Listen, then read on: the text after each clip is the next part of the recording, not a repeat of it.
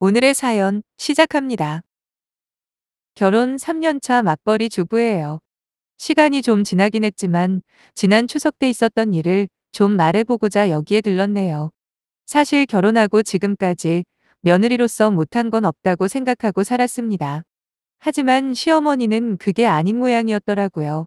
저한테 얼마나 불만이 많이 쌓였던지 결국 음식 가지고 마음 상하게 하는 바람에 지금은 아예 절연할 거라고 남편과 시아버지에게 말씀드려 놓은 상태예요. 진짜 웬만하면 인연을 끊을 생각까지는 안 하려고 했는데 너무도 심한 모멸감을 느꼈거든요. 저는 현재 유통 관련 회사에서 일을 하고 있습니다. 아마 생소하실 수도 있을 거예요. 주 거래처가 대형마트나 쇼핑몰인 저희 회사에서 주로 하는 일은 납품하는 물품들 관리입니다. 다른 부서도 물론 중요하겠지만 특히나 제가 일하는 관리부 같은 경우에는 돈과 직접적으로 연관이 되어 있다 보니 조금의 실수도 허용을 하지 않는 편이죠. 이렇게 가정을 해보면 좀 더 이해하기 쉬울 수도 있겠네요.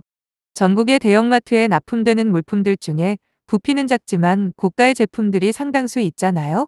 그런데 각 점포당 한두 개씩만 오차가 나더라도 엄청난 금전적인 손실이 발생합니다. 따라서 늘 숫자와 치열하게 싸우는 게 저의 주 업무죠. 거기다 평일보다 고객들이 급증하는 주말이나 명절에는 편하게 화장실 갈 여유도 없을 만큼 바쁘거든요. 그래도 부서원들이 저를 많이 배려해서 명절에는 거의 혼자만 일을 쉬게 해주더라고요. 저만 유일하게 유부녀였기 때문에요. 물론 결혼한 남자 직원들도 있긴 했지만 아무래도 여자라서 더 특별하게 챙겨준 동료들 덕분에 얼마 전 추석 전까지는 한 번도 빠지지 않고 시가에 찾아뵈었어요. 저희가 사는 곳은 경기도인데 친정 역시 근처에 있습니다. 하지만 시가는 경상남도에서도 완전히 아래쪽에 위치해 있는 터라 차로 4시간 가까이 걸려요. 사실 결혼할 무렵 이러한 지리적인 조건 때문에 시어머니가 은근히 불만을 자주 표출하시더군요. 이건 며느리를 드리는 게 아니라 자기 아들을 사위로 보내는 느낌이라면서 말이에요. 일부러 그러는 것도 아닌데 괜히 저를 걸고 넘어지시는 게 많이 억울했어요. 사실 저희 거래처에서 근무하고 있는 남편은 현재 살고 있는 곳에 올라와 자리를 잡은 지 10년이 넘어갑니다. 어차피 저 아니더라도 이 근처에 살고 있는 여자를 만날 확률이 높은 거 아닌가요? 근데 남편이 시가와 멀리 떨어진 곳에서 가정을 꾸리는 게 왜 제 탓이 되는지 이해가 안 갔지만 시아버지가 그때마다 방금 제가 한 말 그대로 하시면서 시어머니를 나무라 주셨기에 별말 없이 넘어갔네요. 아무튼 처음에 결혼할 때만 해도 다른 제 친구들처럼 명절에 한 번씩 번갈아 친정과 시가를 방문하기로 남편과 이야기를 끝낸 샀어요. 하지만 친정 부모님이 그러시더라고요. 우리야 언제든 보고 싶으면 부담 없이 볼 수 있지만 사돈네는 멀어도 너무 멀리 있으니 명절만큼은 시가에 먼저 가는 게 맞겠다고요. 올라와서 얼굴 잠깐 보여주는 것만으로도 당신들은 충분하다고 말씀을 하시는 거예요. 남편은 그건 좀 아닌 것 같다고 반론을 제기하긴 했지만 제가 생각해도 거리가 너무 차이나니 그렇게 하는 게 형평성에 맞는 것 같더라고요. 그래서 친정 부모님과 제가 고집을 부려 지금까지 설날이나 추석 때는 늘 시가에 먼저 갔어요. 하지만 아무리 일찍 출발한다고 해도 기본적으로 소요되는 시간이 있으니 시가에 도착하면 음식 준비는 얼추 끝나 있는 상태더라고요. 그러면 시어머니는 혼자 음식 재료 손질하느라 고생했다는 생색을 엄청 내셨고 저는 죄송하다는 말을 하며 곧바로 시어머니를 도와드립니다. 좀 억울한 느낌은 있었지만 어쩌겠어요. 괜히 명절날 집안 분위기 흐리고 싶지 않아서 참았죠. 살면서 단 한 번도 시가에 소홀하거나 못하는 며느리라고 생각해 본 적 없을 만큼 할도리는 하고 산다고 자부합니다. 일주일에 한두 번은 꼬박꼬박 전화해서 시부모님 안부 챙겨왔고 매달 용돈도 30만 원씩 드리고 있어요. 물론 명절이나 생신날에는 선물도 따로 준비하고요. 저희 둘 다 맞벌이긴 하지만 결혼할 때 양가에서 크게 지원받은 건 없어서 신혼부부 대출 받아 전셋집을 마련했기 때문에 매달 고정으로 나가는 돈이 제법 되긴 해요. 하지만 남편이나 저나 지금까지 건강하게 잘 키워주신 부모님을 아예 모른 척하고 저희만 잘 먹고 잘 사겠다고 아끼는 건 아닌 것 같다고 생각해서 양가 부모님에게 용돈 드리기로 진작부터 합의한 겁니다. 거기에 대해서 별다른 불만은 없이 살았습니다. 남편 월급도 그리 작은 편도 아니지만 남편보다 제 월급이 100만 원 정도 많거든요. 그래서 남편 월급으로는 생활을 하고 제 월급으로는 양가 부모님 용돈 드리거나 가끔 있는 경조사 챙기는 용도로 쓰고 있습니다. 물론 그러고 남은 돈은 집 사기 위해 만들어 놓은 적금 통장에 넣으며 저희 나름대로 계획적으로 살고 있는 중입니다. 그런데 올 추석 때 시어머니에게 정말 크게 실망한 사건이 있었어요. 사실 벌써 언급을 하긴 했지만 저희 회사는 명절 전후로 정말 바쁩니다. 말도 못하게 할 일이 산더미같이 쌓이는 기간이죠. 하지만 제가 결혼하고 2년 동안은 동료들의 배려로 명절날 시가로 바로 출발할 수 있었거든요. 근데 문제는 올해 저희 부서에 결혼한 여직원이 생긴 거예요. 그것도 한 명도 아니고 두 명이나요. 다들 아시다시피 결혼하고 첫 명절은 좀 특별하잖아요. 거기다 지금까지 배려받은 것도 있고 해서 이번 추석 때는 제가 일을 하기로 했어요. 오는 게 있으면 가는 것도 있어야 한다고 생각했었거든요. 그렇다고 명절 내내 일하는 것도 아니고 딱 하루 더 일하는 거니 최대한 빨리 업무 마치고 저 혼자 출발하면 별 문제 없을 거라 여겼는데 그게 아니더라고요. 저만 하루 늦게 시가에 도착한다고 말씀드리자 시어머니가 깜짝 놀라시며 엄청 곤란해 하시는 겁니다. 이번 추석 때 하필 시이모님이 오시기로 했는데 제가 없으면 어떻게 하냐고 하시면서 다른 사람한테 좀 부탁하면 안 되냐고 하시길래 그건 곤란하다고 대답했죠. 지금까지 저만 배려받았다고. 이번에는 제가 다른 직원들 대신 일하는 게 맞다고 했더니 제 말이 끝나기도 전에 전화를 확 끊어버리시는 게 아니겠어요? 저는 곧바로 전화를 여러 차례 걸었지만 끝내 안 받으시더라고요. 그래서 남편에게 시어머니와의 통화 내용을 이야기를 했죠. 그러자 남편은 아니 당신이 노느라 늦게 가는 것도 아니고 일하느라 그러는 건데 엄마는 왜 자꾸 심술을 부리는지 몰라. 라고 말하면서 저보고 전혀 신경 쓰지 말고 자기가 잘 알아서 다시 설명할 테니 운전이나 조심해서 내려오라고 안심시켜줬네요. 별다른 수도 없고 해서 예정대로 출근했다가 내려가기로 했죠. 그리고 추석 바로 전날 발간 날이 되었고 저와 몇 명의 직원들은 진짜 밥 먹을 시간도 없을 만큼 바쁘게 일을 처리했지만 전산오류까지 발생하는 바람에 저녁 7시가 넘어서야 겨우 퇴근을 할 수 있었네요. 그래도 밥은 먹고 가야 할 거 아닙니까? 대충 근처 편의점에서 끼니를 때우고 내려가려는데 벌써 1시간이 지났더라고요. 바로 출발한다고 해도 새벽 1시는 넘어서 도착할 텐데 그 시간이면 다들 주무실 게 뻔하니 저는 차라리 집에 가서 좀 자고 아침 일찍 출발하게 됐죠. 근데 시어머니는 그것도 불만이셨던 모양이더라고요. 점심때가 다 돼서 시가에 도착을 하니 이미 시이모님이 와 계시길래 정중히 인사드렸습니다. 그런데 인상을 쓰시면서 고개를 돌리시더군요. 시어머니 역시 왔냐? 일찍 또 온다. 라며 퉁명스럽게 내뱉고는 부엌으로 들어가시는 겁니다. 물론 시아버지와 남편이 있었으면 따뜻하게 맞아줬을 테니만 하필 그 시간에 둘이서 목욕탕에 갔다고 하더라고요. 평소에도 남편은 자기는 아무래도 시어머니보다 시아버지랑 더 잘 맞는다고 이야기를 할 정도로 둘이 친하거든요. 저는 조금이라도 빨리 도착하기 위해 중간에 거의 쉬지도 않고 다이렉트로 운전해서 내려왔는데 시큰둥한 시어머니가 참 야속하다 느껴지더라고요. 남편 말대로 어쩔 수 없는 상황이라는 것도 충분히 설명을 드렸고 막말로 지금까지 명절에 늘 시가에 먼저 왔는데 대체 뭐가 저렇게 불만만 많으실까 섭섭하기도 하고 저도 모르게 약간 짜증이 나기 시작했습니다. 그래서 남편과 시아버지가 어서 돌아오기만을 기다리며 부엌에 들어가 이런저런 정리를 하고 있었죠. 근데 갑자기 허기가 너무 지는 겁니다.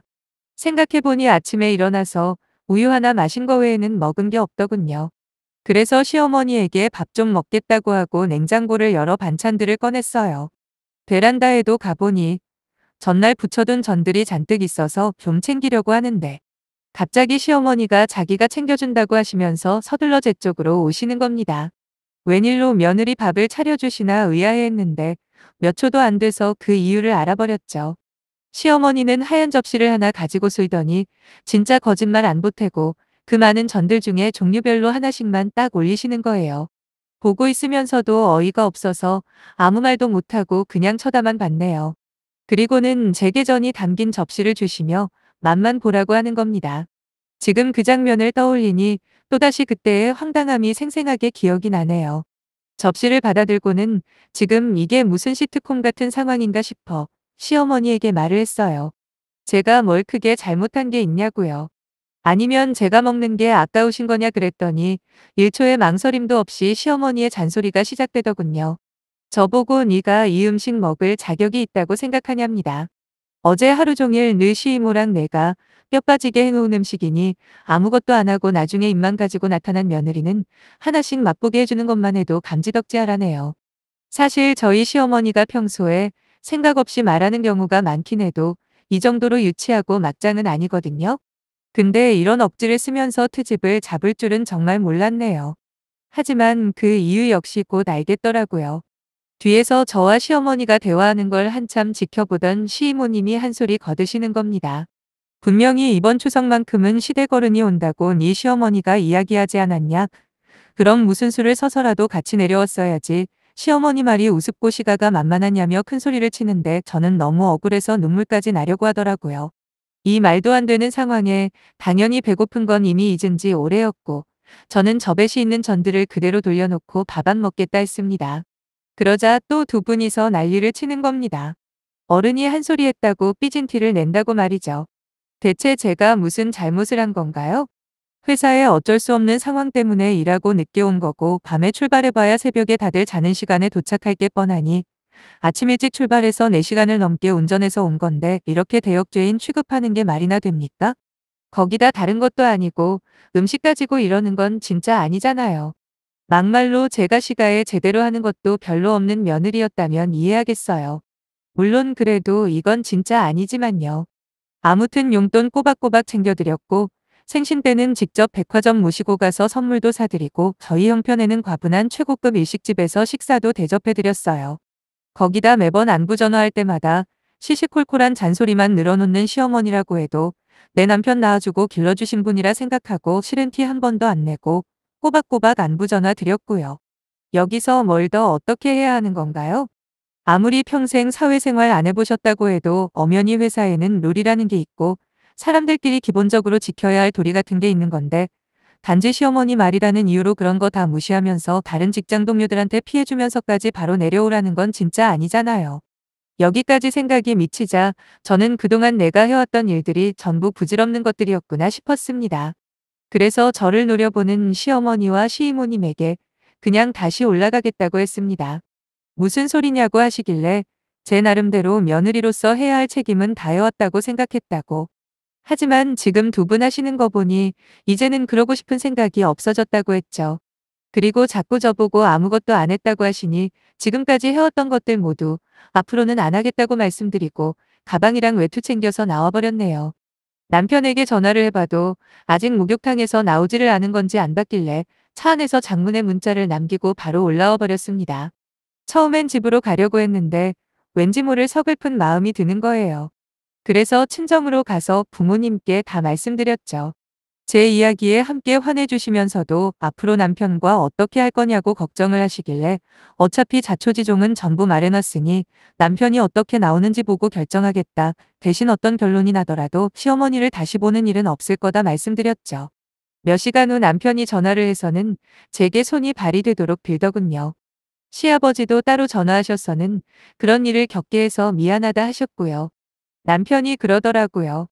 시아버지가 노발대발해서는 먼 길 내려온 며느리한테 무슨 짓을 한 거냐고 엄청 뭐라고 하셨다고 합니다. 사실 남편이 조금이라도 시어머니 편을 들었다면 진짜 이혼까지 해야겠다. 뭐 이 정도 다짐까지 했었습니다. 당연히 개인적으로는 남편과 이혼하기 싫죠. 누구를 만나도 남편만큼 저와 잘 맞는 사람을 찾지 못할 것 같거든요. 그래도 남편이 이런 상황을 알고도 제가 아닌 시어머니 편에 선다면 그때는 답이 없잖아요. 앞으로 남은 제 결혼 생활이 불행할 건 불보듯 뻔했으니까요. 하지만 다행히도 남편은 제 편을 들어주었고 시아버지 역시 제 의견을 존중해 주신다고 하니 이혼녀가 되는 건 면했네요. 그래서 앞으로 명절에는 남편만 시가에 가는 걸로 하고 저는 친정에 가기로 합의를 봤습니다. 솔직하게 말해서 평생 시어머니만 안 보고 살 수 있을지는 모르겠어요.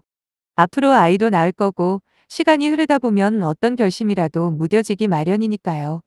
하지만 하나 확실한 건 시어머니가 변하지 않는 한 이런 일은 또 일어날 거고 그때는 진짜 싫어도 인연을 끊게 될 거라는 겁니다. 그나마 남편과 시아버지가 정상이라 다행이었지. 안 그랬으면 지금쯤 이혼 절차를 밟고 있었겠죠? 제발 며느리라고 함부로 막 대하지 않았으면 좋겠어요. 어른 대접을 받고 싶으면 그만큼 어른답게 행동해야 하는 거 아닐까요? 적어도 먹는 걸로 그러는 건 진짜 아닌 것 같아요. 아무튼 벌써부터 다가올 설날이 기대되네요. 부디 며느리의 빈자리를 보고 시어머니가 확실하게 반성하는 계기가 되었으면 합니다. 그럼 그때 가서 다시 한번 사연 남기러 오겠습니다. 읽어주셔서 감사해요.